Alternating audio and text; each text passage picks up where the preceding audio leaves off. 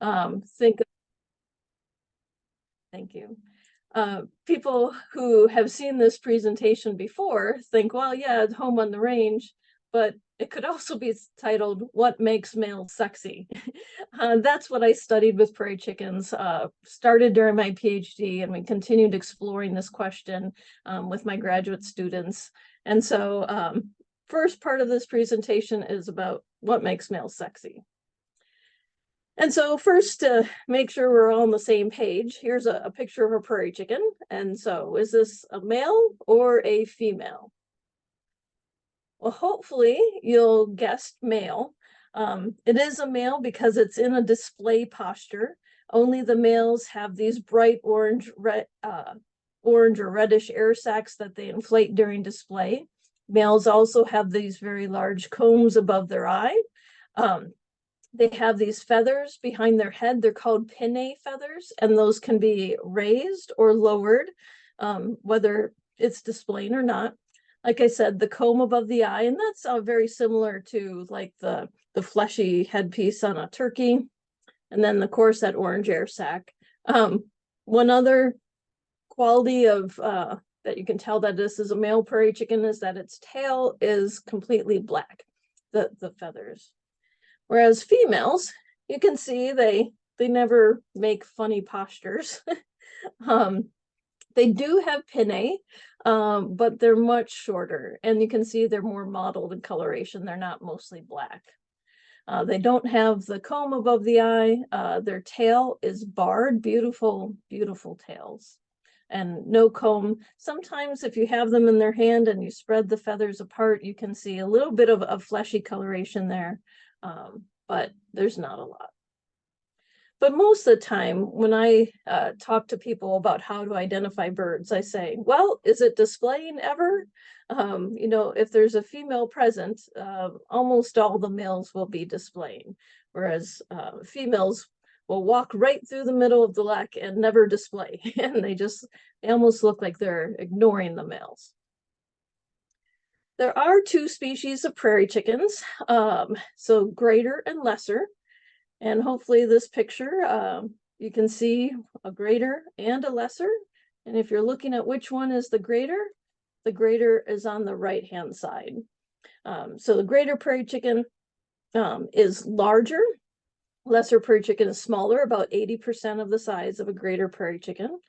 Greater prairie chickens have darker browns and lighter whites in their feathering, whereas lessers are more beige and more cream, muted coloration. But the biggest difference between greater and lesser prairie chickens is the vocalization that they make when they're trying to attract a female. Females are also different in coloration. It's quite hard to get a female greater to stand right next to a female lesser. And so I will let you wonder why I have two taxidermy mounts on wheels, if you will. That will be explained later, but this is the best picture I can get of a greater female next to a lesser female. And again, you can see that greater prairie chickens are a little bit bigger and their barring is a little bit bolder than the lesser prairie chicken.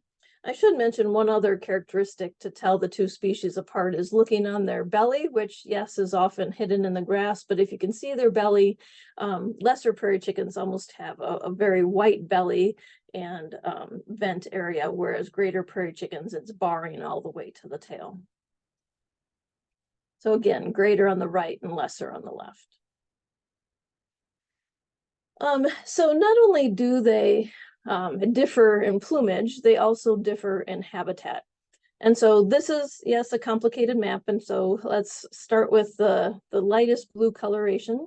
The lightest blue light, that's the greatest extent of the greater prairie chicken. And the medium blue is arranged after European settlement. And then the darkest blue is where they are found today. And even this map is quite generous in the range of the greater prairie chicken. Essentially, the population in Missouri is completely separated from the populations in Kansas. They don't have this nice finger going here. There's about 200 birds left in Wisconsin, about 150 left in Illinois, 100 or so on the Missouri Iowa border, if that. That's last I heard, the numbers were a couple years old, so maybe you have better numbers. There's 200, maybe 250 or 300 in this Minnesota population. So most of the range is here in Kansas, and then Nebraska and South Dakota. So greater prairie chickens, you can see that they used to have a huge range, but it is, they're only living in a small portion of the range now. The red bars are the lesser prairie chickens. I'm going to show a little bit more detail about the lesser prairie chicken range in a minute. And then the two black circles are the two areas where I studied prairie chickens. So eastern Kansas is just graders that I studied for my PhD, and a few years after that. And then I switched to western Kansas, been out there for about a decade now. And that what drew me out there is because we have both greater and lesser prairie chickens. The ranges overlap. They often form mixed species leks. And so it's really interesting to see both species at the same time. Generally, greater prairie chickens like tall grass habitat, so very tall, thick grass, whereas lesser prairie chickens much prefer short grass, and drier areas. But of course, where those two habitats overlap, you have both species. Now, I said I was going to talk a little bit more about the lesser prairie chickens range map. And so the yellow is the greatest extent of the lesser prairie chickens. And then the 4 colors are the 4 different subpopulations. Those subpopulations are based on genetics. And so you can see that there's one population down here, and then there's 3 that kind of overlap and meet up in the Kansas, Oklahoma, Colorado area. And that's why lesser prairie chickens have recently been designated under the Endangered Species Act with 2 different classes. With the endangered portion of their range is the New Mexico and Western Texas portion, whereas these birds are all threatened. And what's interesting is that, yes, even though there are 3 subpopulations up here, if there was separation between short grass and mixed grass and short grass and sand sagebrush, these sand sagebrush and mixed grass would probably also be considered endangered. There's very few birds in these areas. The greatest lesser prairie chicken population is in this short grass CRP. And that's going to be important a little bit later on when I talk about conservation of the species. So let's talk about the fun stuff. The really cool mating system. It's called a lek mating system. That's a Swedish word that means to dance or to play. And they do look like they're dancing, but this is really serious business. The males will gather and they'll defend territories at lek sites. So the place where the birds display is called a lek. And yes, they defend territories, and these territories do not contain food or nesting sites. It's just the males themselves. These territories are clumped with respect to the available habitat. So these are 2 grid stakes that I placed during my PhD. They're about 20 feet apart. And you can see that there's several males in this vicinity. So very small territories compared to the size of the bird. And then females will visit the lek, and she will choose which male to mate with. In this posture there, she is soliciting a copulation. She'll choose which male to mate with, and then she'll go off and raise all the young on her own. So this is a great study system to study why males are sexy, because the females are just choosing qualities of the male and not qualities of the habitat, because they're not nesting or getting food on these territories. And one of the easiest or earliest things I saw is that some males are really sexy, right? So that 9% of males obtain 76% of all copulations. And so this is just data from one lek in 1 year. And you can see that there were 13 males that showed up on a regular basis, but half of them never copulated with a female. And most of the copulations went to 2 different males. And so with that observation, it's pretty clear that all the birds can agree which male is sexy. However, it wasn't very clear to me. They all showed up every day, they all displayed, they all fought with other males. So what was she seeing in them? So I came up with this list of things that it could be. Morphology, so what they look like, behavior, what they do, territory, how close they are to the center of the lek. So are they in the middle, getting in tussles all the time, or were they on the edge? And then, of course, testosterone levels. And so the first thing to do is you have to be able to identify individual birds. And so to catch the males, they don't usually fly directly to their territory on the lek in the morning. They fly near the lek and then they walk to their position. And so we set out these traps all along the lek, kind of circling the lek. And then they walk along the fence, and then there's a little funnel and they get caught in the trap. And then we have these little things so that if they start walking the wrong way, they hit this and they go back towards the trap. And so imagine here's a bird, and say the lek is on the left-hand side and he flew in and he's on the right-hand side. Now he's got to walk to his position. So he walks, then he hits the fence, walks around the fence, and finally finds his way into a trap. So we monitor these traps. We're at a blind on the edge of the lek, and once we see a bird in the trap, then we go out and take it out of the trap and take it away to process it. Another way we catch birds is using a drop net, and this is really good for those smart ones that don't get caught in the trap. They just fly over. And so once you know where the male's territory is, you can put up a net exactly where that male's territory, wait till he's under it, and then trip it. It's just held up by tension. So there's not the exploding cannons or anything that some researchers use. There's nothing to harm the birds. It's just a net that drops on them. And I guess I should mention, this is like the tallest volunteer and the shortest volunteer that I've ever had. So somewhere in between those is an average sized person. Okay, so we trap the bird and we bring it back and we do a whole suite of measurements. On the left-hand side, I'm taking a measurement of the tail length, kind of the top middle, and coloring the tail. It was funny. Once I had a visitor to the blind, and I'm like, so hi, after the morning, I was like, so how was it? And they're like, I don't know why the field guide doesn't have that red on the tail. It sure stands out really good. And I'm like, oh, I did that. So anyway, that's a color I put on there, and we did look. It did not influence their sexiness. It's not like males with red tails were super sexy. That didn't have any effect, but it was a whole lot easier to see the tails when they put them up when they're displaying, and then trying to see those leg bands in the grass. But we still put leg bands on there. You can see the bird on the right. I'm holding the legs with my left hand. And we give them a unique color combination so that we don't have to catch them every year. We can just see by the color combination who that bird is. And then there's a measurement of me measuring the size of the comb there. And then we let the bird go. So this is my grad student letting it go. Bye, bird.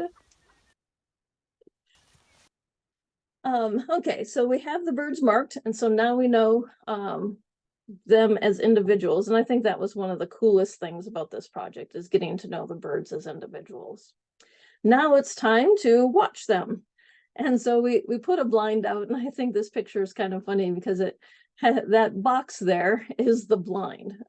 This was a fairly large blind, but if you look, okay, so where is the location of this lek? The leks are always on the tops of hills. And there's two ideas for why leks are on the tops of hills. One is that the sound that they produce is easier to transmit throughout the landscape. And then the second idea is that it's easier for them to see predators. And probably both these things are important for lek location. And so we sit in the blind and we watch the birds. But we have to get to that blind way before sunrise. So the birds usually show up about a half hour before sunrise. And so at that point, it's light enough to see like dark shapes moving across the lek. So we have to get out there way before that in the pitch black dark. And sometimes these locations are really remote. You know, I have to walk a half mile in to get to the blind. And so, you know, part of the adventure of seeing prairie chickens on a lek is this walk in the pitch black to get up to there. And so you sit in the blind and you watch for the birds. This is a picture from Western Kansas. You can see a lot of, that's buttonbush on the ground, but you sit, wait for the birds and watch for the birds to arrive. And so there's a whole suite of behaviors. And so this is where you have to listen really closely, but I'll show the video. So during the boom display, he'll stomp his feet really fast, and then you can see his feathers are out, he'll flick his tail, but this air sac will inflate.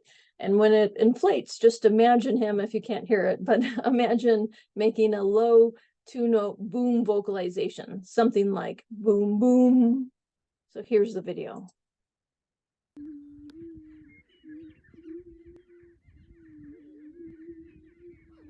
Boom, boom.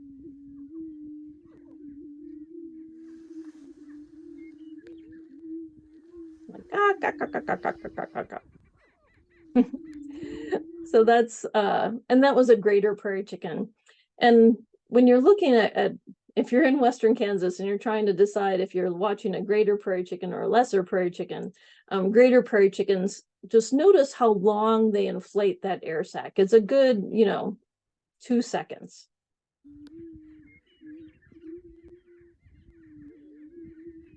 One, 1,000, 2, 1,000. Okay, so now you know that. Let's look at lesser prairie chicken. Lesser prairie chickens, they still have the foot stomping display. They both still have their wings out, the pinnae up behind their head, but notice how quick the vocalization is. It's a quick pop, pop, pop.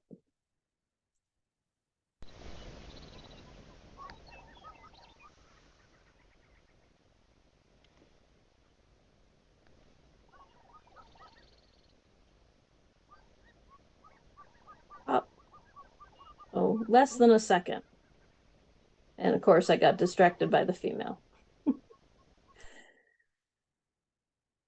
Okay, so here's some still shots. This is Jim McCormick. He's actually a Ohio photographer and naturalist, but got this wonderful shot.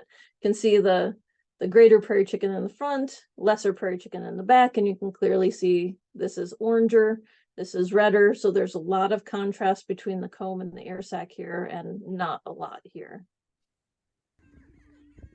Okay, the flutter jump display is an interesting display. A lot of people confuse the flutter jump with fighting, just regular fighting, which I'll show in a minute. But the flutter jump is usually done by males that are on the edge of the lek, and there's a female presence, and they're like, hey, look at me way over here. So they make this little jump into the air to say, look over here.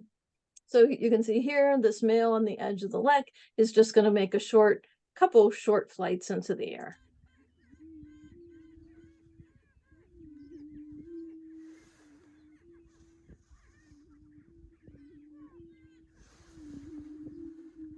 That was pretty weak. There, I got a little bit more height.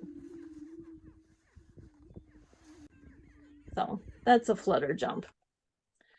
And again, one male by himself fluttering into the air. The most common behavior, especially when females are present, is fighting. It's a type of aggression, also called a face-off. And prairie chickens get into physical combat with adjacent males. So here's this video. You can see the two males squaring off on the edge of their territory. And it will escalate to physical combat.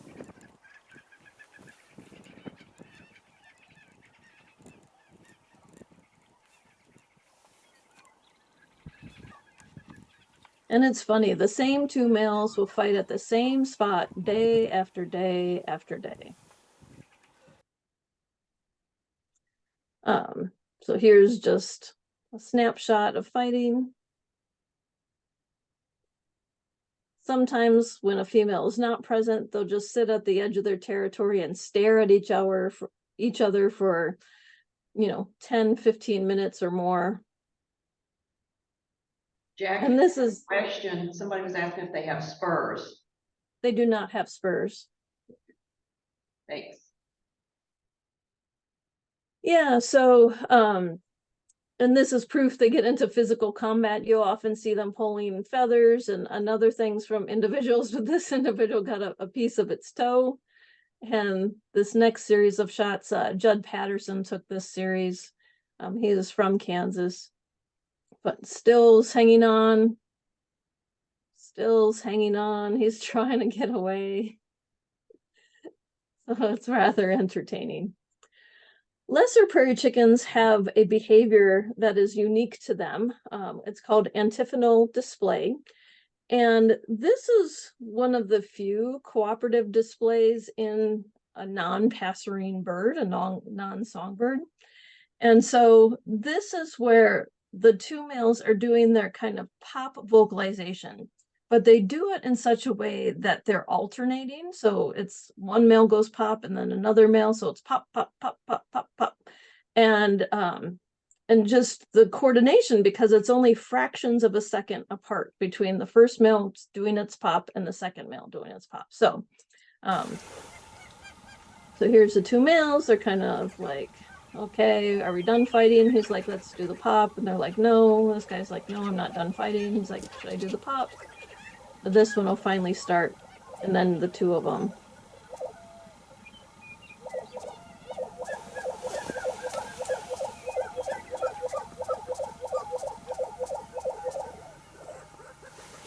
Pop, pop, pop, pop, pop, pop, pop, pop. So that is, again, is a unique display that only lesser prairie chickens have, not greater prairie chickens. Here's another unique display.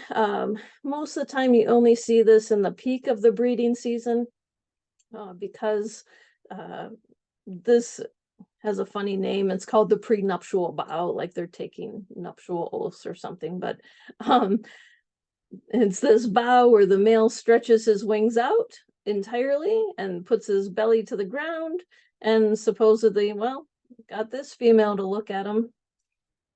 Supposedly is attractive to females.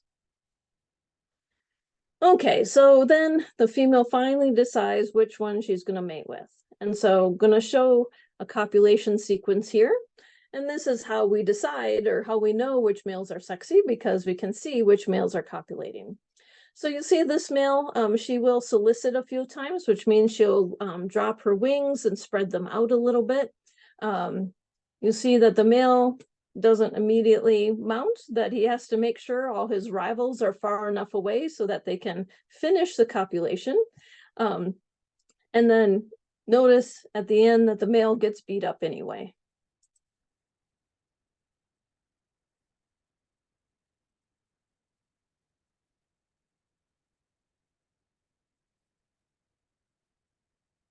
So she's crouching, wings are spread.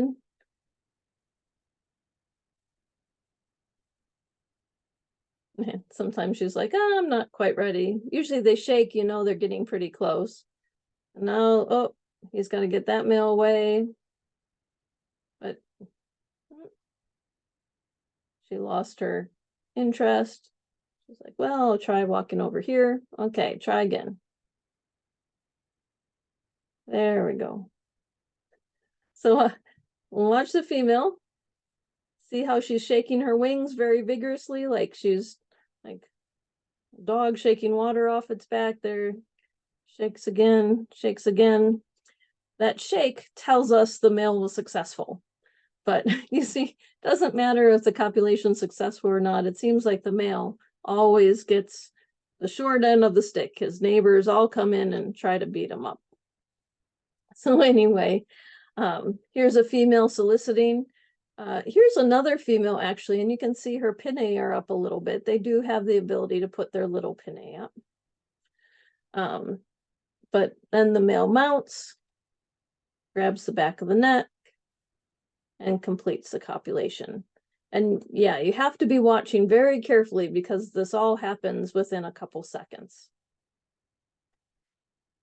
Okay, and then to measure territory size, we just recorded the male's position relative to grid stakes. And sometimes it's easy, like this male on the left who's standing on top of a grid stake. And so we plotted all those positions, and then we could draw what we call a centroid, a smoothing algorithm around this, and find the center of his territory. So for each male, we could get the size of a male's territory and the distance from the center of his territory to the center of the lek, with the center of lek just being the locations of all the males put together. And then testosterone, because testosterone levels can change very quickly, we had to get the testosterone immediately out of the trap. We just do that by cutting the toenail until it starts bleeding, and then getting a small blood sample. Okay, so these are all the traits we came up with and measured. So 8 different ways to measure morphology, testosterone, territory size and distance to the center, and then display. So display and aggression with and without females. And these are the things that were most important. Tarsus. Tarsus is the measure of the leg, and that's a measure of structural size. Comb is that fleshy area above the eye. Testosterone and distance to center. And for if there's a scientist in the crowd, I love graphs. So here's what the data look like. You can see that testosterone is far and above the strongest predictor. So if the trait is on this line or overlaps this line, that means that there's not a strong correlation between that trait and whether it relates to whether the male copulates, so mating success. So males with high levels of testosterone had large levels of mating success. Males with larger combs above the eye and larger birds also were more successful. And males closer to the center, so a negative value for distance to the center of the lek, was also important. What's interesting is that that if you take testosterone out, these behaviors become really important. And so there must be some correlation between testosterone and displaying aggressive behavior that the females are cueing in on to figure out which males have the highest levels of testosterone. And then when I was a professor, I started thinking, well, are females choosy too? Or excuse me, are males choosy too? Are they somehow trying to figure out which is the sexiest female and act accordingly? Well, I thought long and hard about what would make a female sexy or not sexy to a male, and all I could come up with is that they are the same species of the male. So I figured that's pretty important because hybrid birds don't have, they are viable, but they have trouble attracting a mate. So it'd probably behoove the male, if he is going to spend a lot of energy attracting a female, that he would spend his energy more attracting a female of his own species. So how do we test that? Well, I did that with robots.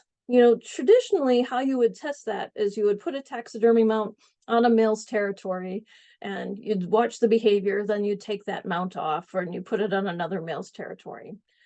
But I'm working with a lek mating species, and so if I put a male or put a model out on a territory, all those males are seeing it. And I didn't want to flush them multiple times, taking one taxidermy mount away and putting out another taxidermy mount. So robots seem to be able to solve this problem. I could control where the bird went. I could visit multiple territories in one morning, and I could present both greater and lesser females in the same morning. And I also thought this be a good chance for me to work, but also spend time with my husband. He likes flying radio-controlled airplanes, and I like doing museum study skins. So I thought we could combine both of our talents to, benefit science. So we got the engineering department to 3D print a chassis for us. And then Andrew mounted, each wheel has its own motor. There's a motherboard that controls the wheels and then a speed controller. I did this, so I just got a taxidermy mold from a taxidermy supply company. I covered it in fiberglass, and then I hollowed out an opening on the bottom so that I could put the battery here. And then, of course, glass eyes for the head, but I put this servo on the head so I could move the head left and right. And then I made 4 different mounts, so 2 lessers and 2 greaters. And so that way I knew they weren't reacting to some particular posture of the bird, but they were really reacting to the species of the bird. And I thought the hard part was going to be constructing the robot. And so this is one of my first trials with the robot. You can see the robot out here, it's getting stuck on the grass, and this male over here is not very impressed.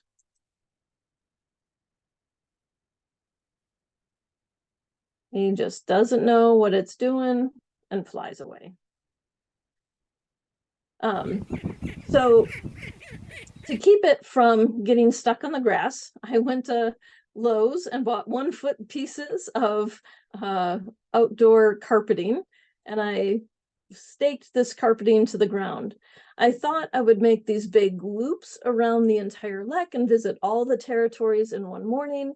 However, I found that once you got to the far end of the lek, this little bit of grass that's in between there, it's hard to see, and I often would drive the robot off the carpeting. So what I ended up is just doing these straight line rolls of carpeting, straight out and straight back, and I would be able to visit 3 or 4 males' territories in one morning. And so this is showing what's happening. If you watch closely, you'll see the female will move her head left and right, and then we have a greater prairie chicken in the front and a lesser prairie chicken in the back.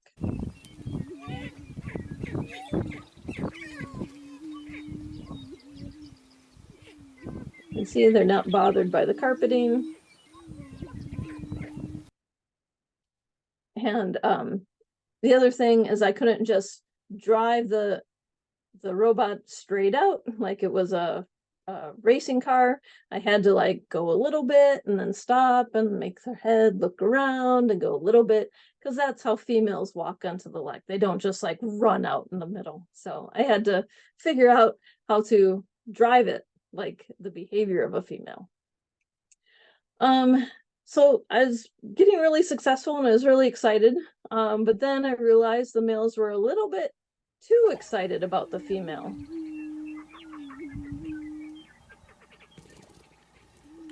So that's an instance where the male tried to mount the female, tried to copulate with it.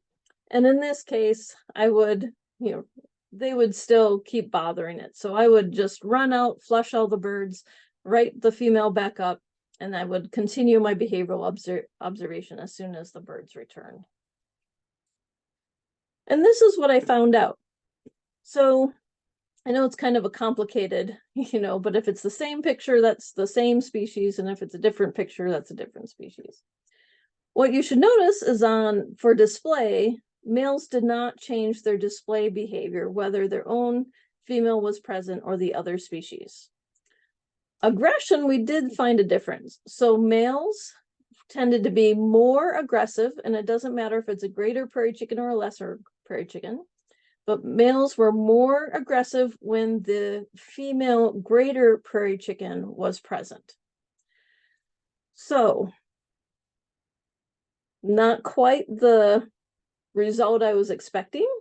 Both greater and lesser prairie chickens displayed more when greater females were present. And so that must mean that they're cueing in on size, and they are displaying more vigorously to larger birds. So on a positive note, they can tell the species apart and they do adjust their behavior. It's just not quite in the pattern that I expected. So that's the research portion and kind of the fun, feel-good portion. Now I'm going to depress you a little bit, but then I will promise I'll give you some reason to hope at the end. So, we hear a lot about how healthy prairie chicken populations are. In this talk, I'm going to be focusing mostly on lesser prairie chickens because that's the threatened and endangered species. But we are seeing similar trends with greater prairie chickens. So politicians love to say, I don't know what the problem is. Populations have increased, and it's all due to voluntary conservation. Voluntary conservation is working.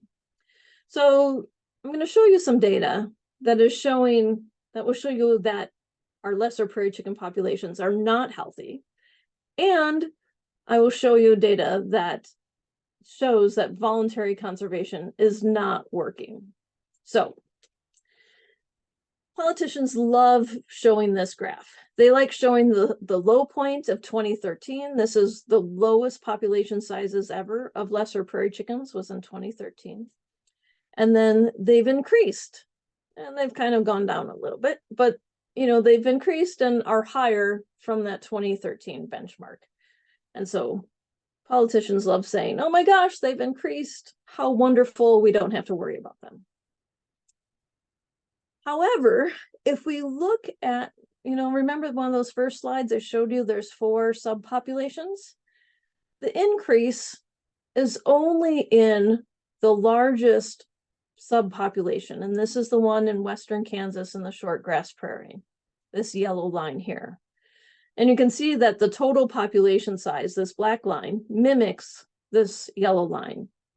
And that's because there's so few birds in these other populations that they don't make a dent, much of a dent on that total population size. So our populations are healthy only in one small portion of their range. Now, the other thing is, politicians like to say, well, it's all because of voluntary conservation. So politicians want to say that if numbers go down, it's because of the drought, and if they go up, it's because of voluntary conservation. Well, this graph, even though this is not a scientific graph, this is just for illustrative purposes. But, and there are papers that show there's a relationship between precipitation and population size in prairie chickens with a year lag.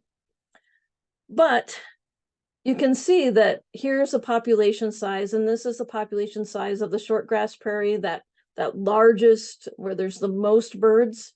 And then this is precipitation from just one county in the middle of that area, Gove County. And if you look at population size and precipitation, you can see that they're highly correlated. So both the increases and decreases that we're seeing on an annual basis of lesser prairie chickens, it's due to precipitation. It's not due to conservation. So according to the Western Association of Fish and Wildlife Agencies, in the shortgrass ecoregion, that's where this precipitation data is from, there's 0 acres of permanent conservation, and there's 3,000 acres enrolled in only a 10-year program. So 3,000 acres is not even close to the estimate of 50,000 acres that we need for a sustainable meadow population of prairie chickens. So there's very little conservation. And so conservation is not the reason why we see increases or decreases in population size of lesser prairie chickens. And to further emphasize this, between 2022 was an extremely bad year for rain in western Kansas. You can see that almost the entire lesser prairie chicken range was in severe drought. And I knew the numbers between 2022 and 2023 were going to go down. These are 6 leks that I visit every year. I visited them every year for like 8 years now. Between just these 2 years, we saw a 25% decline on average. So they're just numbered from population size in year one in 2022, and then the population size in the second year. Interesting, there was an increase at one lek, and that lek is right adjacent to a CRP patch, where CRP is a federal program that pays farmers to take land out of row crop agriculture and replant it to grass. And it requires that the grass be not grazed.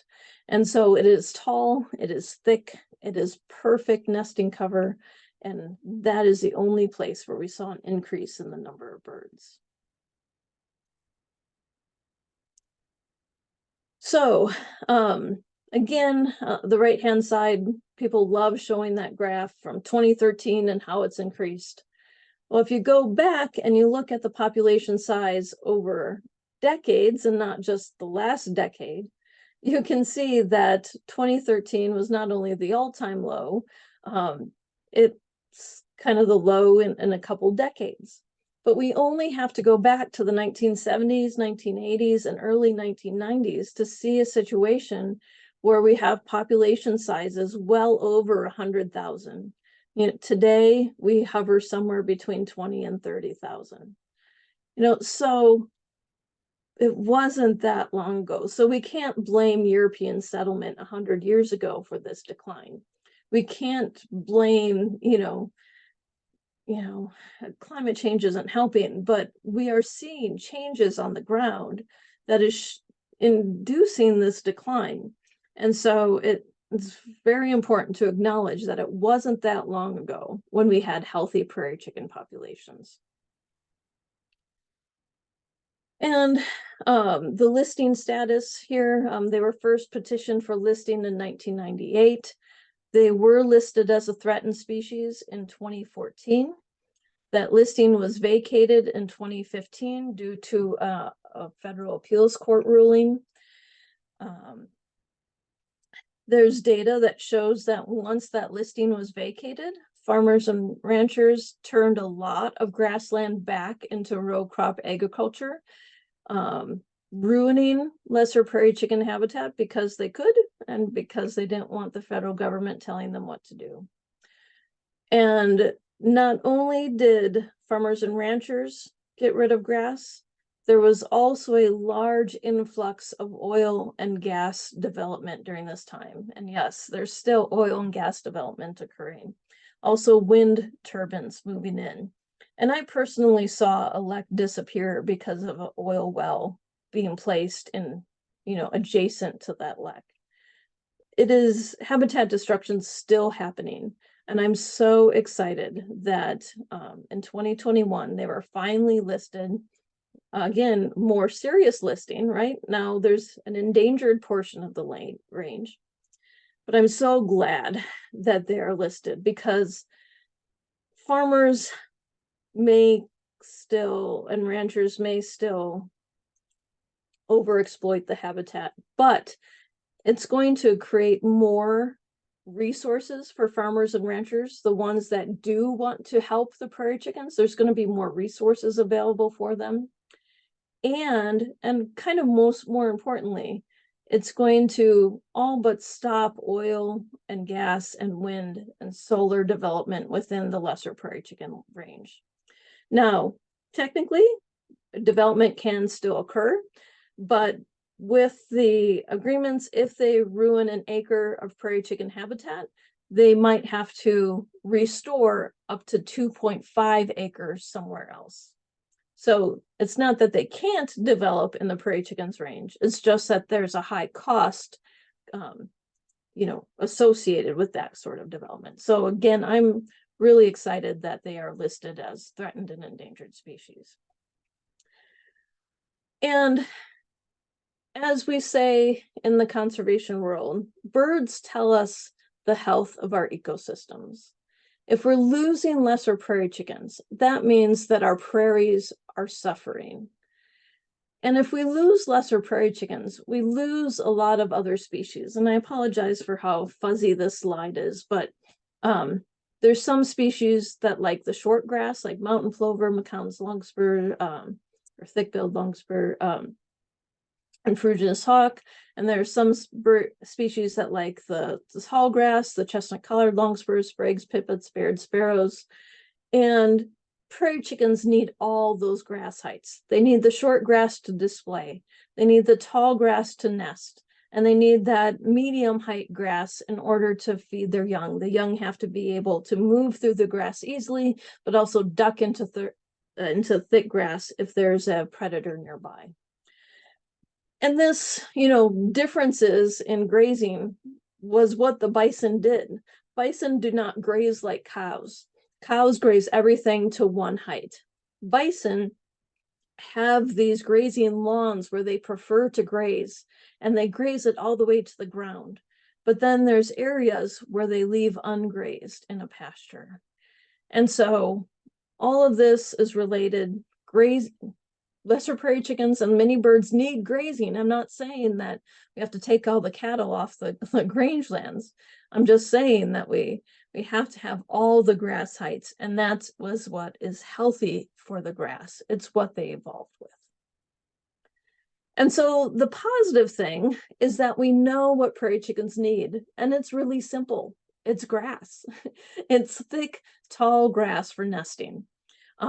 We do seem to have plenty of short grass for displaying, and the cattle graze ranch lands provide wonderful mixed height grass for brood rearing.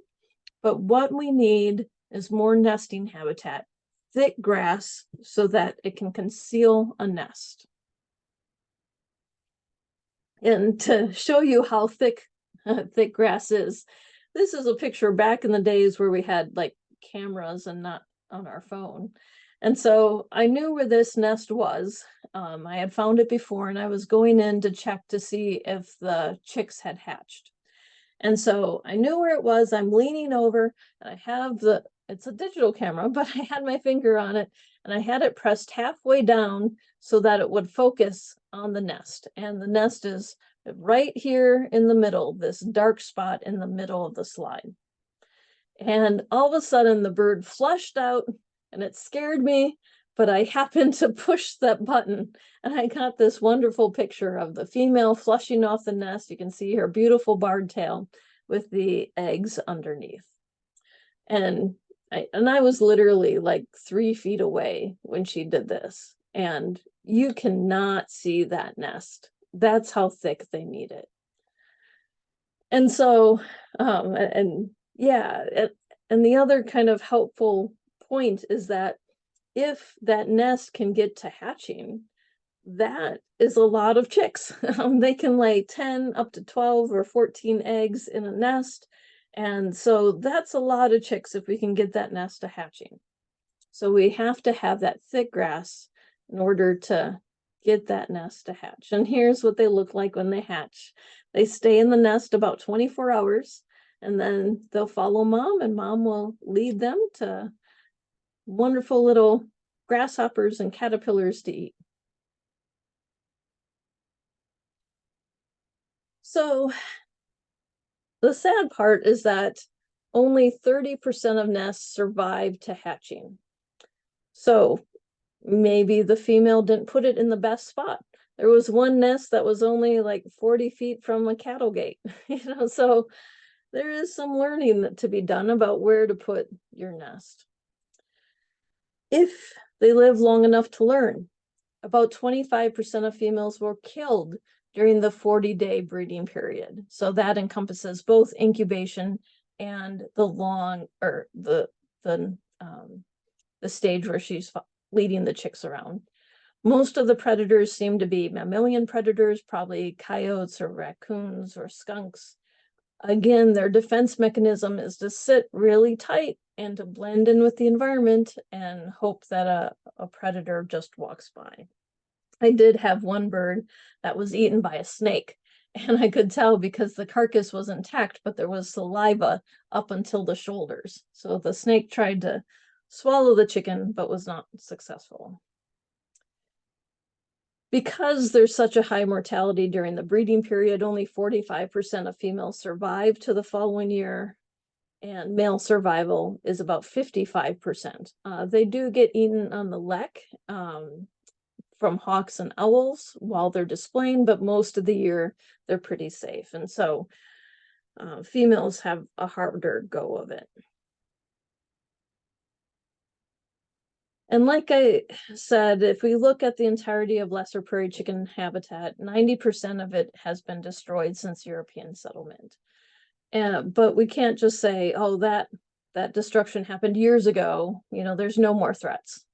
There's continued threats to habitat, and one is energy development. Now, this is a picture of a place where I would say this is great place for a wind turbine complex. It's on already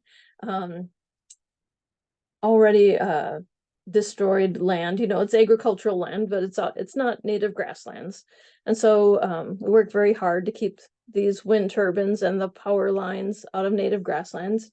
I should mention these power lines. It's often overlooked. We think mostly of the turbines itself, but these power lines, there's been some really cool studies using satellite telemetry of lesser prairie chickens that show the birds walk up to these high voltage power lines and then walk the other way.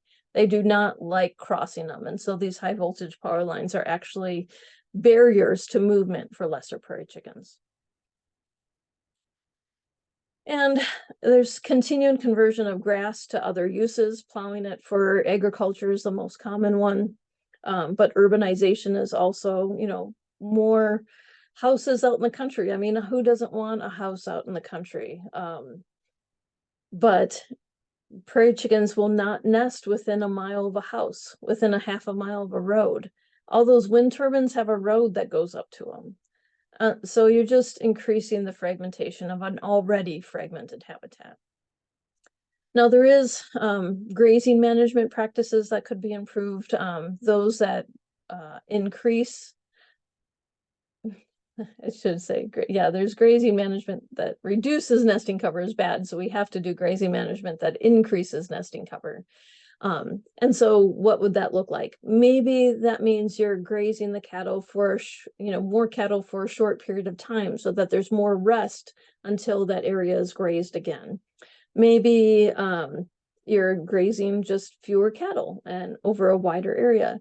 Maybe you're switching out what time of year you're grazing, or you're grazing one pasture more heavily and allowing another pasture to rest. And so there's lots of different ways we can increase the nesting cover without reducing income from grazing. And then the one that is a bigger and bigger impact is woody encroachment. There's some areas of the lesser prairie chicken range that have been degraded so much by cedar encroachment, by salt cedar, mesquite, are all species of trees that are encroaching on their habitat.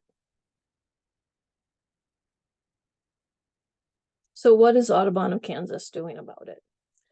Well, we have a threefold mission. The first is advocacy. So we are where decisions are being made, and whether that's the state house or the county government, and we are the voice for wildlife. So we support wetland conservation. We currently have a lawsuit pending to ensure that these endangered whooping cranes have the water they need as they pass through important migratory stopover sites in Kansas. Like I said, we encourage proper wind energy siting, putting it on already developed land instead of our pristine prairies. And then we support initiatives to conserve declining species. So we wrote letters supporting the lesser prairie chicken listing, also black-footed ferrets, and sometimes mussels, it depends, whatever declining species, to give them a voice. We do comment on endangered species issues. Second part of our mission is conservation. We want to demonstrate how conservation can interact with human use. So Hutton Niobrara Ranch Wildlife Sanctuary, that's a 5,000 acre ranch along the banks of the Niobrara River in northern Nebraska. It is a working cattle ranching operation, but it also supports elk and mountain lion, bobcat, and my favorite, sharp-tailed grouse and greater prairie chicken. So showing how ranching and wildlife can coexist. The Actaburg Wildlife Friendly Demonstration Farm is is a farm, but also has a public trail, a wonderful riparian corridor, and we added grassland buffer strips between the farm part and the riparian corridor. And now it's a favorite place for Connie's favorite bird, the bobwhite quail. And then finally, Mount Mitchell Heritage Prairie is near Wamego, Kansas, and it is a place where we can appreciate both our heritage of European settlement, but also is a key site. Captain William Mitchell was a key person on the Underground Railroad in Kansas, and there is a Native American archaeological site. So we can support human history and current use as a public park, but it also supports many grassland species, and in some years it even supports Henslow sparrows. And then finally, education, because we seriously know that people will not protect what they don't even know or understand. So we have a magazine that we send out once a year to all our members, and we share it whenever we have presentations. We have this nature adventure pack program, so we're trying to get this backpack with adult and children's binoculars, field guides to birds, butterflies, and the moon, and a map of places to go in their county. We're trying to get these backpacks into libraries throughout the states, so patrons can check them out and explore nature in their own backyards. We have 2 festivals. The Celebration of Cranes is coming up. It's the first weekend in November. And this is, of course, the southward migration. It's always held the first weekend in November because that is the greatest chance of seeing the endangered whooping crane as it passes through Kansas. But even if those special birds don't show up, just being out there and hearing like 10,000 sandhill cranes all take off at one time, it is something that really moves your soul. So registration's open now for that. We also have a prairie chicken festival. So if you want to see the prairie chickens up close and in person, your opportunity is coming up. Registration usually opens up in December, and then the festival is in mid-April. So it's April 11th to the 14th this year. And of course, public outreach events like this. A little bit more about the festival. We do offer tours to see greater and lesser prairie chickens. So we can get you into a blind where you can see them, 80, 100 feet in front of you. Or we do offer van tours. So you jump out of the van and look at them through the scope. We also offer field trips to Cheyenne Bottoms and Quivira. Those are those 2 wetlands of international importance that are stopover sites for the whooping cranes as they pass through. Of course, whooping cranes are already passed through by the time our festival occurs, but there's lots of other species. Smoky Valley Ranch is a great place for lesser prairie chickens. Castle Rock and Monument Rock are part of the 7 wonders of Kansas and much more. So I hope you consider joining us at next year's Let Treks Festival. If you scan the QR code on the first page, there is a place where you can sign up to get email updates about the Let Treks Festival.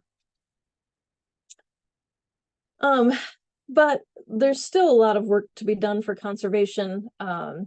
If we look at all the headlines in the past year, Kansas Senate adopts resolution, lawmakers unveil measure to reverse lesser prairie chicken listing. In the Kansas State House, there's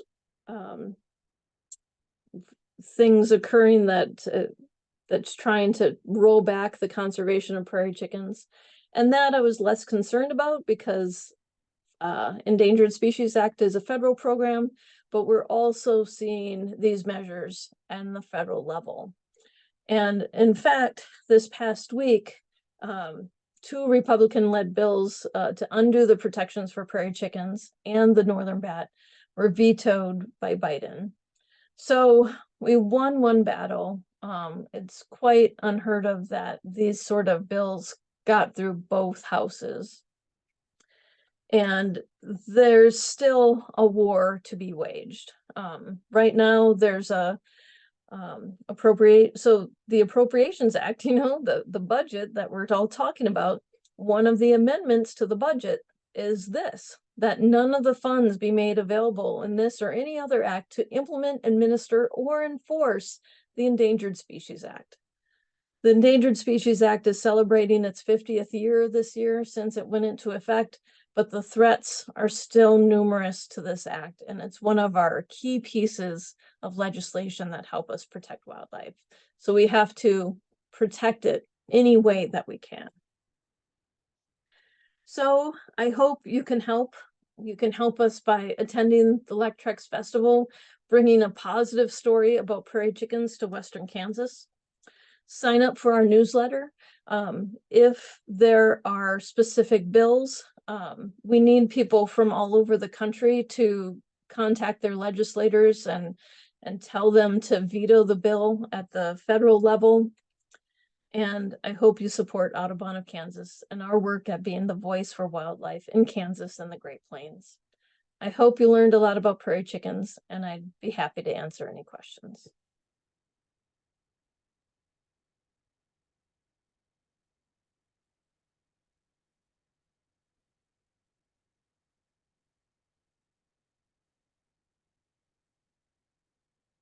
So if you have any questions, you can put them in the chat box, or if someone could let me know if there's one from anybody in person.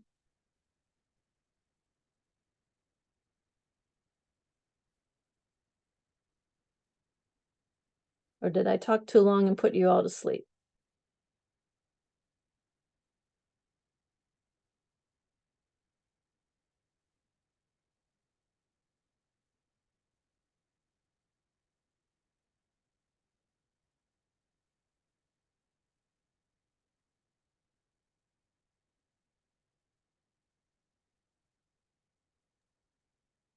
You're on mute. I'm on mute. Can you hear me, Jackie? I can hear you. Now you can. Okay. The question was Solar versus wind solar versus wind. Which is worse in terms of the, prairie chicken habitat. for prairie chicken habitat? Which one's worse? Yeah, so wind, because it's a taller structure, it has a bigger buffer around it or bigger area that it affects. So each turbine, I think they're recommending a 3-mile radius from each turbine. Of course, a solar panel is shorter, and so it has less of a visual impact.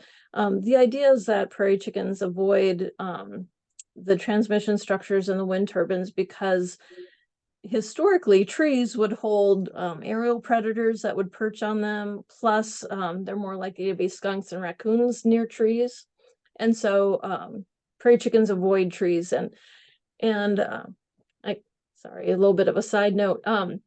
Greater prairie chickens will drastically stop the use of an area if there's as many as 3 trees per acre, and lesser prairie chickens, that number is 2 trees per acre. And so it's so important that we don't have tall structures, we don't have trees on their habitat. Solar is shorter, so it has a less of a visual impact. There is some evidence that perhaps sage grouse use industrial solar fields. However, there is no studies with prairie chickens, and so we don't know, but I suspect they will interact with them as they do any structure. Like if you look at an oil rig, yes, it's moving, so that might have more of an impact, but it's not that tall. And so I suspect that they will avoid solar. So, and again, it's not just the footprint of the wind turbine or the solar panel, it's those transmission lines. And so right now we're having conversations about a very high voltage transmission line that's going through prairie chicken habitat in Kansas. And so those transmission lines have an impact as well. So you have to consider both the footprint of the turbine and solar panel and the transmission line.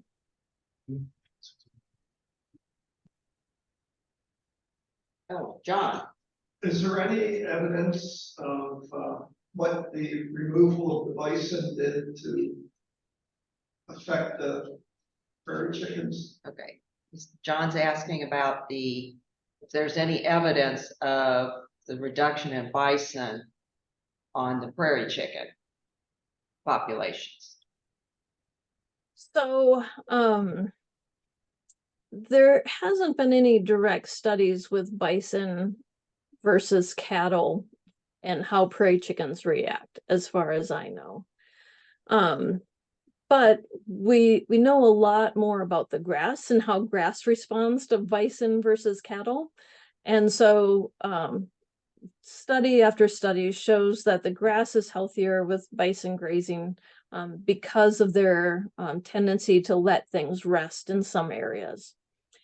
And I used to have this idea that prairie chickens would display near bison grazing lawns, because it seems like Western Kansas, you can detect old bison wallows. They're very common on the landscape, and it seemed like there was always a bison wallow near a lek. And so I thought there was some relationship between bison and prairie chickens. But I think it's really a third factor. Because there's a bison wallow there, that is showing that that is unplowed prairie. And that's where we're finding our last prairie chickens, is on those unplowed prairie is critically important. And so, I think the relationship between bison and prairie chickens is hypothetical, but there's clear relationships between bison and grass. One other thing I should note, there is this idea, it's mostly with greater prairie chicken, though it's sometimes applied to lesser prairie chickens, this idea called follow the plow hypothesis, that before European settlement, prairie chickens had a reduced range, and when Europeans settled, the agricultural lands they produced more food that the prairie chickens ate, and prairie chicken populations increased. I do not think that this hypothesis is valid. There's been a wonderful scientific study that looked at the genetics of the population, and there's unique genes at the edges of the range. And so if you predicted that they just expanded with European settlement, there wouldn't have been enough time for genetic differentiation to occur at the edges of the range. But yet we see that in the genetics, and so it suggests that they've been there for a long time. So the empirical evidence does not support that, yet this follow the plow hypothesis is often put forward as fact, and I hate that.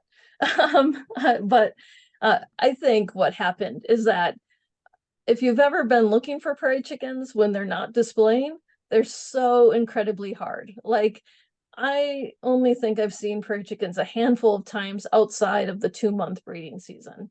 And I'm a biologist, I saw them when I flushed them with my radio telemetry. I would never see them otherwise. So I think they were so good at hiding that it wasn't until we moved into their habitat and destroyed their habitat so we could actually see them when they're in the middle of our plowed field, when they're in the middle of our barnyard eating from our chickens' grain bowls. There's stories of how they filled the skies. There's stories of how they're put on train cars and shipped out east, and they were a delicacy. There's so many prairie chickens, and I just can't imagine that European settlement increased their numbers. Hi, Jackie. Hi. My friends and I have had the opportunity to visit both greater and lesser chicken leks. We noticed a behavioral difference. It might be anecdotal, but I thought I'd hear what you might have to say. In the lesser prairie chicken lek, the females were what we thought were much more aggressive, both to other females as well as to males, where we didn't see that really at all in the 2 or 3 times we visited the greater prairie chicken leks. Do you know if that's kind of a trend, or if that's just kind of anecdotal? I would say that's anecdotal. I found that there were very aggressive females on both greater and lesser leks. The problem is that it's very short term. So there's only like 2 or 3 days out of the year where you see intense female aggression. Okay. And so you happen to hit the one lek on the exact right date, and the other lek was a normal day. So so yeah, there's both female and yeah, they put their little pinning up and they chase each other. I've even seen one female like fight with a male, and the male's like, I don't want to fight you. It's hilarious. But yeah, that happens. Thanks, interesting. Okay, now we have a Zoom question. Is there any evidence that the growing agriculture conservation practice of planting native grass prairie strips intended to protect soil and water while providing habitat for wildlife also protects prairie chickens? So that is really great for pheasants and for quail, but not for prairie chickens. Like I said, prairie chickens nest a half a mile from a road, a mile from a house, and they have to have intact prairie. I mean, I guess maybe they'd nest if there was intact prairie adjacent to a field, but they need 50,000 acres of grassland habitat to form a healthy metapopulation. So prairie strips, they help pollinators, they help quail, they help pheasants, but they're not great for prairie chickens. So I'd be interested in your take on Missouri. I assume you know a little bit. You know, I would describe the status here as pretty dire. We just don't have the contiguous lands like you just mentioned.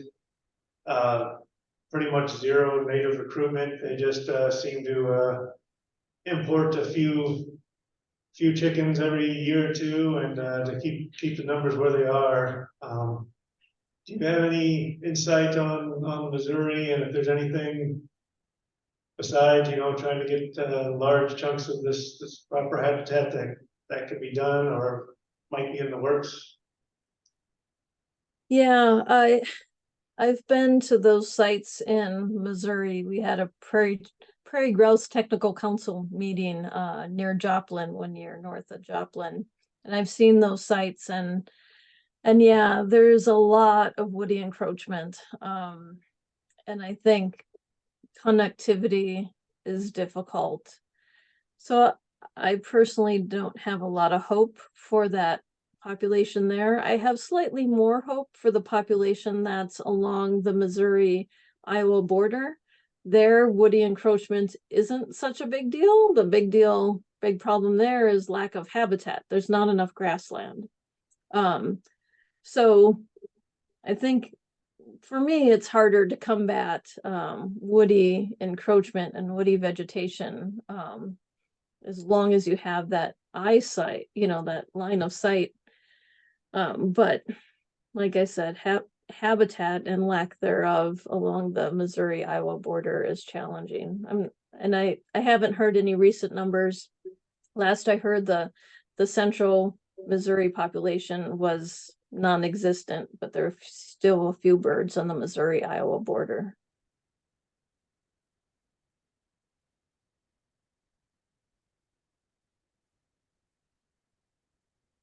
Thank you. I went to the Prairie Chicken Festival last year, and we had a great time. And the thing I remember about it the most are the vocalizations on the lek at the height of all the commotion. The sound is unforgettable. So, really had a great time there. Did you hear her? Yes, I did hear her. She was just telling about Okay. how it was so wonderful hearing all the birds at the same time. And yeah, it gets to the point where if there's a female there and it's early in the morning and they have lots of energy, they're overlapping, and it's just constant vocalizations, and it really is something to witness. You forget how cold your feet are, right? Exactly.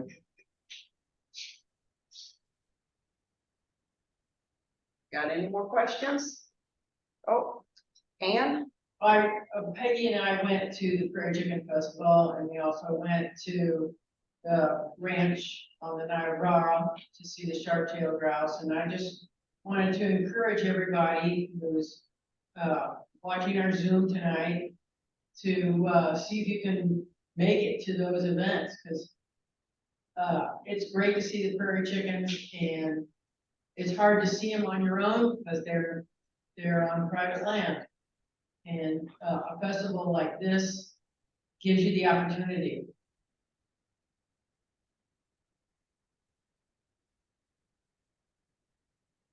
Thank you for that plug.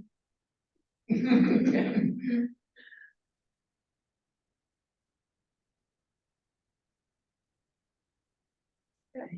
any more questions? Well, Jackie, that was absolutely fascinating. And we hope that at some point in time, you get to the St. Louis area and come join us on one of our bird walks or botany walks, or any other things that we do, our general meeting. And to thank you, we will be giving you a 1-year membership to Webster Groves Nature Study Society. So you will be getting our newsletter by email for a year. Fabulous, thank you. And you will know when our walks are. And our events are. You can come join us. Sounds great, thank you. Is that it? I guess All that's it. right.